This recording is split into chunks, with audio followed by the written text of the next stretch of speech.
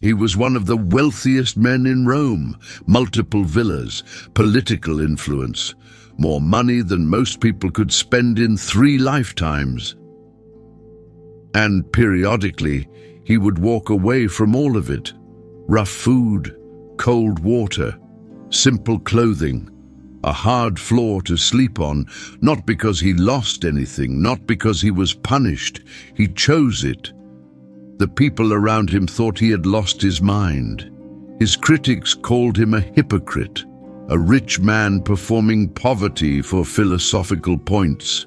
They were missing the point entirely, and what they were missing is one of the most practically useful ideas any human being has ever written down. His name was Seneca, philosopher, playwright, advisor to Emperor Nero, one of the most powerful private citizens in the Roman Empire. He wrote some of the most beautiful prose in the ancient world about the dangers of wealth, about how money corrupts judgment, how luxury softens the mind, how the pursuit of more is a disease with no natural endpoint. And he wrote all of it from inside one of the largest fortunes in Rome. His enemies made sure nobody forgot that. The philosopher Publius Suilius prosecuted him publicly, listing his assets and asking the obvious question: if Seneca believed what he wrote, why did he live the way he lived? It is a fair question, and Seneca answered it directly. He said he was not claiming to be wise, he was claiming to be trying. He said the goal was not to have nothing, the goal was to need nothing. Those are not the same thing, and the distance between them is where the entire philosophy lives. A few days every month, Seneca would strip his life back to the minimum. He described it in his letters with specific detail: coarse bread, whatever vegetables were available, water instead of wine, a simple cloak, no servants, no comfort. He called it a rehearsal, not performance, not discipline for its own sake, a rehearsal for the worst case. His logic was precise. Most human anxiety is not caused by what has already happened. It is caused by imagining what might, the loss of income, the collapse of status, the moment when the life you built stops being available to you. People spend enormous energy trying to prevent that moment from arriving, and almost no energy preparing for it. Seneca flipped that completely. He ran toward the imagined loss voluntarily, regularly, and on his own terms. He would sit inside the worst version of his life and ask himself a simple question: is this survivable? The answer was almost always yes, and once he had that answer from experience rather than theory, the fear lost its grip. Not forever. It came back. So he rehearsed again. This is the part that changes everything about how you read his philosophy. He was not preaching detachment from wealth while secretly clinging to it. He was training himself repeatedly and deliberately to confirm that he could exist without it. There is a word for someone who trains for a scenario they hope never arrives: prepared. What Seneca was doing has nothing to do with rejecting success, and everything to do with what comes next. Here is the mechanism Seneca understood that most people do not. Comfort is cumulative. Every time you avoid discomfort, your tolerance for it shrinks slightly. Every convenience you add to your life quietly raises the floor of what you consider acceptable. You do not notice it happening. You just notice one day that things which used to be manageable now feel unbearable. A disruption to your routine, a reduction in income, a period of uncertainty. These things hit harder than they used to, not because the world got harder, because you got softer. Seneca watched this happen to the people around him constantly.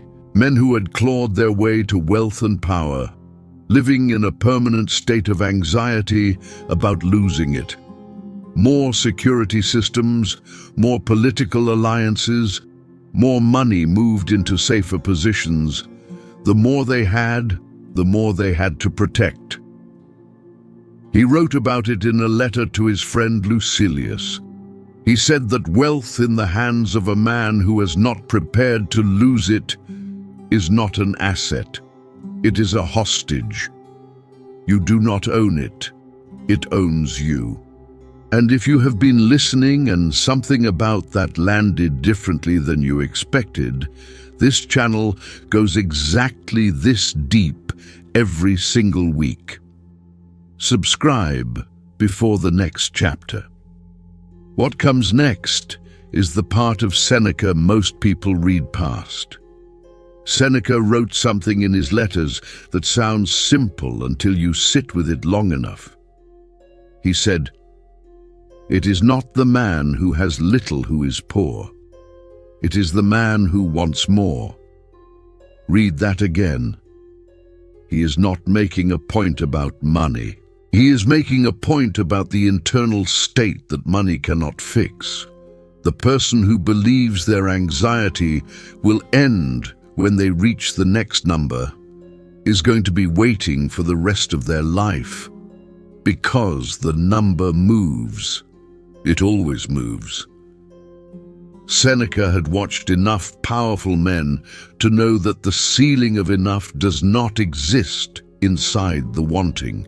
It only exists inside the decision to stop wanting beyond what you actually need. That decision cannot be made theoretically. It has to be practiced, which is why he slept on the floor. Not to suffer, not to perform, to confirm again that he had already made the decision, and that it was still real. This is where his philosophy stops being ancient history and starts being a direct challenge to how most people are currently living. Because right now, most people are managing a life built around avoiding the rehearsal entirely, working harder to make sure they never have to find out what they can live without. Seneca spent his life going the other direction, and the result was a man who, when Nero finally sent the order to die, was the calmest person in the room. Not because death did not matter, because he had already faced losing everything that mattered, and he already knew he could survive it. You do not need to be rich for this to apply to you. The pattern Seneca was working against is not about wealth. It is about attachment to any condition you have decided is required for you to be okay. A specific income, a specific relationship, a specific version of how your life is supposed to look. The moment any of those becomes a requirement rather than a preference, it owns you. You start making decisions to protect it rather than to build something real.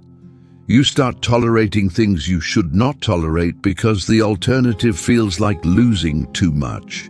You start living inside the anxiety of what might happen to it instead of inside the actual life you have. Seneca's practice was not complicated. Periodically remove the comfort. Not permanently, not dramatically. Just enough to confirm that you are still the one in charge. One day a month eating simply. 1 week without the convenience you rely on most.